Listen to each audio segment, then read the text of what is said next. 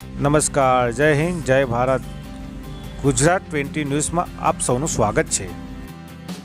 દાહોદ સુખસર નકલી IT red મામલો. પોલીસે કુલ 5 આરોપી ઝડપી પાડ્યા. ભાવેશ બિપિનચંદ્ર આચાર્ય હાથીજણ અમદાવાદ તેમજ અબ્દુલ સુલેમાન ઝડપી પાડેલ. પોલીસ દ્વારા આગળની કાર્યવાહી હાથ ધરી. ગઈકાલે સુખસર પોલીસ સ્ટેશન ખાતે અલ્કેશભાઈ પ્રજાપતિ જે કપડાની દુકાન ધરાવે છે અને એમના જે ફાધર છે એ નાણાં ધીરધારનો ધંધો કરતા હતા, જે અંતર્ગત ગઈકાલે 6 જેટલા ઈસમો એમની દુકાનમાં આવે છે અને એમને કહે છે કે ભાઈ અમે ઇન્કમટેક્સના અધિકારીઓ છે, તમારા રજિસ્ટરો અને ચોપડો અમારે ચેક કરવાના છે. તેમ કહી એમના રજિસ્ટરોને ચેક કરે છે, જેથી ફરિયાદીને એ ગભરાઈ જાય છે અને ફરિયાદી કહે છે કે ભાઈ હવે આ બાબતે અમારે પતાવટ કરવી છે.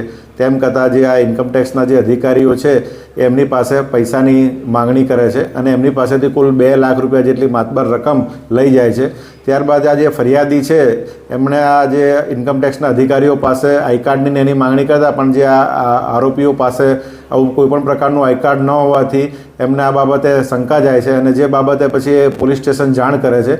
જેથી સુખસર પોલીસ સ્ટેશનના અધિકારીઓ અને કર્મચારીઓ આ દુકાન ઉપર પહોંચી જઈ અને સ્થળ પરથી ભાવેશભાઈ અને બીજા એક અબ્દુલ કરીને છે એમને લાવી અને પૂછપરછ કરતા તેઓ કોઈપણ રીતે ઇન્કમટેક્સના અધિકારી કે એવું કોઈ હોવાની હકીકત નહીં ફલિત થતાં જે અંતર્ગત આ અલ્કેશભાઈ પ્રજાપતિની ફરિયાદ લઈ અને આ જે કુલ 6 ઈસમો વિરુદ્ધ ગુનો રજીસ્ટર કરવામાં આવેલ છે અને કુલ આ ગુનાના કામે કુલ 5 જેટલા આરોપીઓને હસ્તગત કરવામાં આવેલ છે અને હાલ તપાસ ચાલુમાં છે.